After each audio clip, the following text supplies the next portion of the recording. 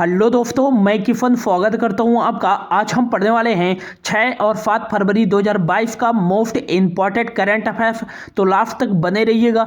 यदि अच्छा लगे तो प्लीज़ चैनल को सब्सक्राइब कर लीजिएगा, वीडियो को लाइक एंड शेयर भी कर दीजिएगा। तो चलिए स्टार्ट करते हैं।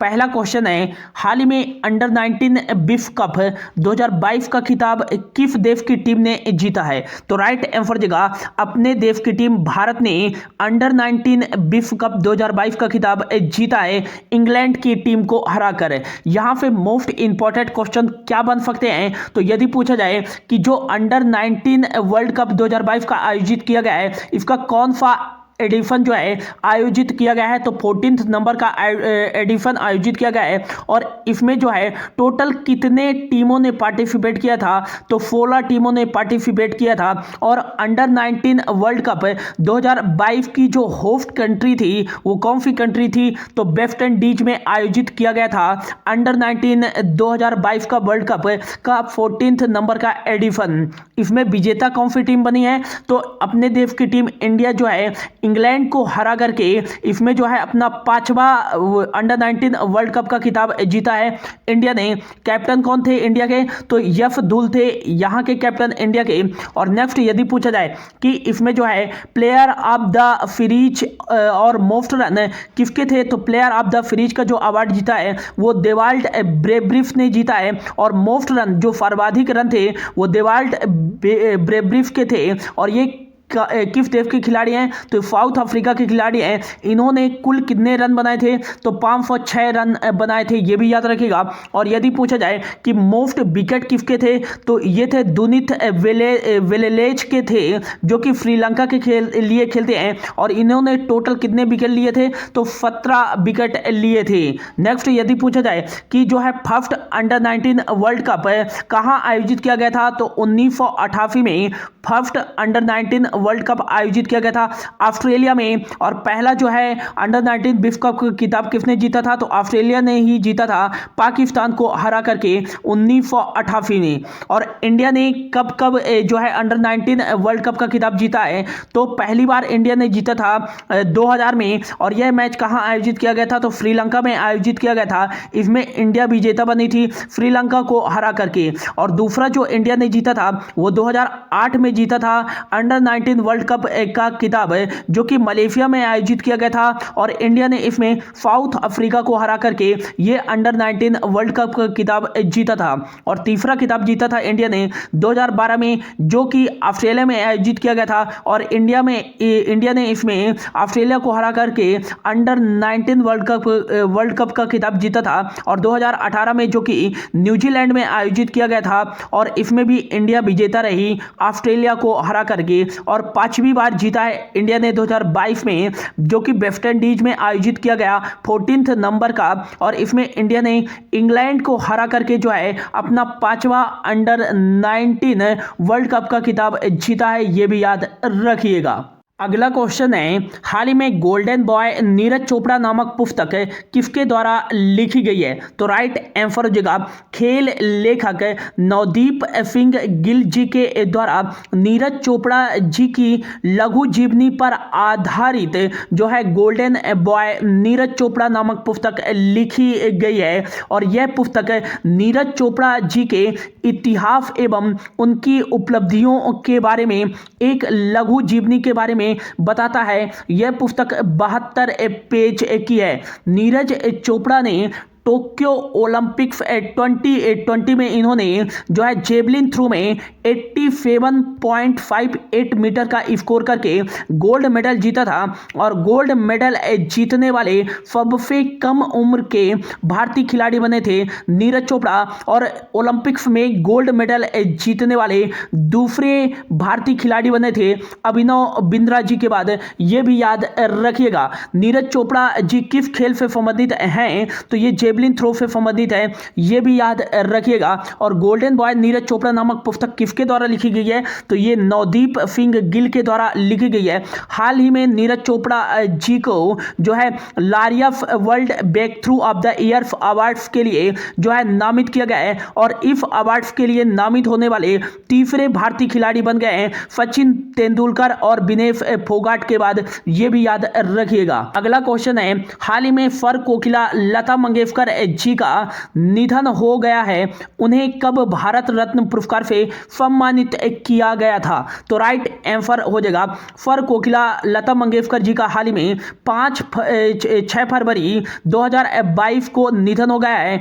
कोविड-19 जटिलताओं के कारण 92 वर्ष की एज में। और फर कोकिला लता मंगेशकर जी को भारत के सर्वोच्च नागरिक सम्मान भारत रत्न पुरस्कार से 2001 में सम्मानित किया गया था, और वह जो है भारत रत्न पुरस्कार प्राप्त करने वाली भारत की दूसरी महिला गायक थी एमएफ सुब्बुलक्ष्मी के बाद। ये भी याद रखिएगा लता मंगेशकर जी का जन्म 28 सितंबर 1929 को इंदौर मध्य प्रदेश में हुआ था, और इनका निधन कब हुआ है, तो 6 फरवरी 2022 को कहाँ हुआ है, मुंबई महाराष्ट्र में। ये भी याद रखिएगा उन्हें नाइटिंगेल ऑफ इंडिया के नाम से भी जाना जाता था, और द वाइफ ऑफ मिगेलेनियम के नाम से भी उन्हें जाना जाता था। लता मंगेशकर जी को 1969 में पद्म भूषण पुरस्कार से सम्मानित किया गया था, जो कि भारत का तीसरा सर्वोच्च नागरिक सम्मान है, और 1999 में लता मंगेशकर जी को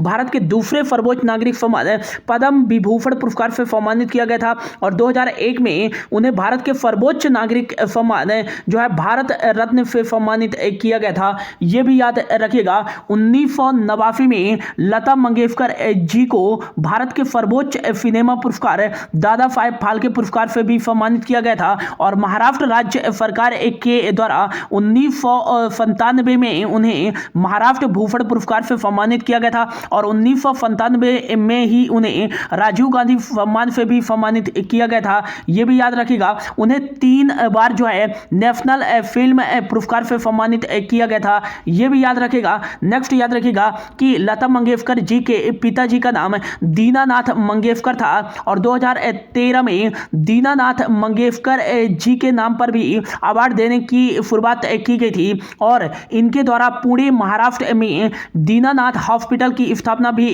की गई थी। यह भी याद रखिएगा इनके द्वारा ही 27 जनवरी 1963 को ऐ मेरे वतन के लोगो गाना गाया गया था नेशनल स्टेडियम में। राष्ट्रपति डॉक्टर एफ सर्वपल्ली राधाकृष्णन और प्रधानमंत्री जवाहरलाल नेहरू जी की मौजूदगी में, और यहीं पर जो है जब इन्होंने गाना गाया था तो जवाहरलाल नेहरू जी के आंखों में आंसू आ गए थे। ये भी याद रखिएगा। नेक्स्ट याद रखिएगा कि जो है मध्य प्रदेश राज्य सरकार ने 1984 में लता मंगेशकर जी के नाम पर जो है पुरस्कार देने की स्थापना की थी, और 1992 में महाराष्ट्र राज्य सरकार ने लता मंगेशकर जी के नाम पर पुरस्कार देने की घोषणा की थी। यह भी याद रखिएगा। अगला क्वेश्चन है, हाल ही में अंतरराष्ट्रीय विकास सप्ताह दिवस जो है कब से कब तक मनाया जा रहा है, तो राइट आंसर हो जाएगा अंतरराष्ट्रीय विकास संगठन को बढ़ावा देने के लिए अंतरराष्ट्रीय विकास सप्ताह दिवस 6 फरवरी से 12 फरवरी तक मनाया जा रहा है, और यह दिवस कनाडा में मनाया जा रहा है। नेक्स्ट जो है ये फरवरी माह का इंपॉर्टेंट डेज है, तो फरवरी माह में जो अब तक इंपॉर्टेंट डेज बनाए गए हैं उनके बारे में देख लेते हैं। तो पहला जो है 1 फरवरी को बनाया गया है इंडियन कोस्ट गार्ड का 46वां स्थापना दिवस भारतीय तटरक्षक बल का, जिसके जो महानिदेशक हैं वो है बीरेंद्र सिंह पठानिया। 1 फरवरी को ही बनाया गया है अंतर्राष्ट्रीय एस्परगिलोसिस दिवस। यह एक फंगल संक्रमण बीमारी है, और इसी के बारे में जागरूकता फैलाने के लिए 1 फरवरी को बनाया जाता है अंतर्राष्ट्रीय एस्परगिलोसिस दिवस। और 2 फरवरी को बनाया गया है विश्व आर्द्र भूमि दिवस। ये भी याद रखिएगा। और इसकी थीम क्या थी, तो wetlands action for peoples and nature इसकी थीम थी। और अगला जो है 4 फरवरी को बनाया गया है विश्व कैंसर दिवस। और विश्व कैंसर दिवस की थीम क्या थी, तो क्लोज द केयर गैप जो थी विश्व कैंसर दिवस 2022 की थीम थी, ये भी याद रखिएगा। अगला क्वेश्चन है, हाल ही में भारत का पहला इंटेलिजेंट मैसेंजर किसके द्वारा लॉन्च किया गया है? तो राइट आंसर हो जाएगा पेटीएम मनी के द्वारा जो है भारतीय उपयोगकर्ता जो कि भारतीय स्टॉक उपयोगकर्ता हैं उनको जानकारी प्रदान करने के लिए पेटीएम मनी के द्वारा भारत का पहला इंटेलिजेंट मैसेंजर लॉन्च किया गया है। पेटीएम की स्थापना 2010 में की गई थी। नोएडा उत्तर प्रदेश में इसका जो है हेडक्वार्टर है और इसके अध्यक्ष हैं अमित नायर और इसके वर्तमान में जो सीईओ हैं वो हैं विजय शेखर शर्मा, ये भी याद रखिएगा। अगला क्वेश्चन है, हाल ही में प्रधानमंत्री नरेंद्र मोदी जी के द्वारा स्टैचू ऑफ इक्वालिटी का उद्घाटन कहां किया गया है? तो राइट आंसर हो जाएगा हैदराबाद, जो कि तेलंगाना की राजधानी है। हैदराबाद में ही 216 फीट जो कि दुनिया की सबसे ऊंची बैठे हुए प्रतिमा में से एक सबसे ऊंची है। 216 फीट स्टैचू ऑफ इक्वालिटी का उद्घाटन किया है प्राइम मिनिस्टर नरेंद्र मोदी जी के द्वारा 5 फरवरी को इसका उद्घाटन किया गया है और ये जो है मूर्ति संत रामानुजमाचार्य जी की मूर्ति है 216 फीट की, जिसका उद्घाटन प्रधानमंत्री नरेंद्र मोदी जी के द्वारा तेलंगाना की राजधानी हैदराबाद में किया गया है। हैदराबाद को मोतियों के शहर के नाम से जाना जाता है, यह भी याद रखिएगा। और नेक्स्ट याद रखिएगा कि यह किस नदी के किनारे स्थित है? तो मूसी नदी के किनारे स्थित है। भारत का पहला विरासत शहर कौन सा है? तो यह हैदराबाद ही है, यह भी याद रखिएगा। और हैदराबाद किस राज्य की राजधानी है? तो तेलंगाना राज्य की राजधानी है। तेलंगाना के मुख्यमंत्री कौन है? तो के चंद्रशेखर राव यहाँ के मुख्यमंत्री हैं। तमिलिसाई सौंदरराजन जो है यहाँ के राज्यपाल हैं, यह भी याद रखिएगा। अगला क्वेश्चन है, हाल ही में भारत ने किस देश को कोविड-19 सहायता के रूप में 1 lakh rapid antigen test kit उपलब्ध कराई है? तो राइट आंसर हो जाएगा भारत ने श्रीलंका को जो है कोविड-19 सहायता प्रदान करने के लिए 1 lakh rapid antigen test kit उपलब्ध कराई है। हालांकि जो है श्रीलंका हाल ही में जो है वित्तीय संकट से सामना कर रहा है और इसी स्थिति पर जो है मदद करने के लिए भारत ने 1 लाख रैपिड एंटीजन टेस्ट उपलब्ध कराने की मदद की है श्रीलंका देश को। श्रीलंका की 2 राजधानियां हैं। पहली जो राजधानी है वो है प्रशासनिक राजधानी श्री जयवर्धनेपुरम कोट्टे और यहाँ की जो व्यावसायिक राजधानी है वो है कोलंबो और यहाँ के प्रेसिडेंट हैं गोतबाया राजपक्षे। यहाँ के प्राइम मिनिस्टर कौन है? तो महिंद्रा राजपक्षे यहाँ के प्राइम मिनिस्टर हैं। यहाँ करेंसी क्या चलती है? तो श्रीलंकन रुपया करेंसी चलती है। भारत और श्रीलंका के बीच में कौन कौन सी एक्सरसाइज आयोजित की जाती है? तो मित्र शक्ति एक्सरसाइज आयोजित की जाती है और फ्लीनेक्स एक्सरसाइज भारत और श्रीलंका की सेना के बीच आयोजित की जाती है। और आज का जो लास्ट क्वेश्चन है, हाल ही में विश्वविद्यालय अनुदान आयोग यूनिवर्सिटी ग्रांट कमीशन का अध्यक्ष किसे नियुक्त किया गया है? तो राइट आंसर हो जाएगा एम जगदीश कुमार को यूनिवर्सिटी ग्रांट कमीशन का अध्यक्ष नियुक्त किया गया है। यूनिवर्सिटी ग्रांट कमीशन जो है भारतीय विश्वविद्यालयों को मान्यता प्रदान करती है एवं उनके लिए वित्त प्रबंध भी करती है। यूनिवर्सिटी ग्रांट कमीशन इसकी स्थापना 28 दिसंबर 1953 को की गई थी, ये भी याद रखिएगा। तो ये था दोस्तों आज का करंट अफेयर्स। होप आपको अच्छा लगा होगा। यदि अच्छा लगा होगा तो प्लीज वीडियो को लाइक एंड शेयर कर दीजिएगा और चैनल को सब्सक्राइब कर लीजिएगा। Thank you so much for your watching.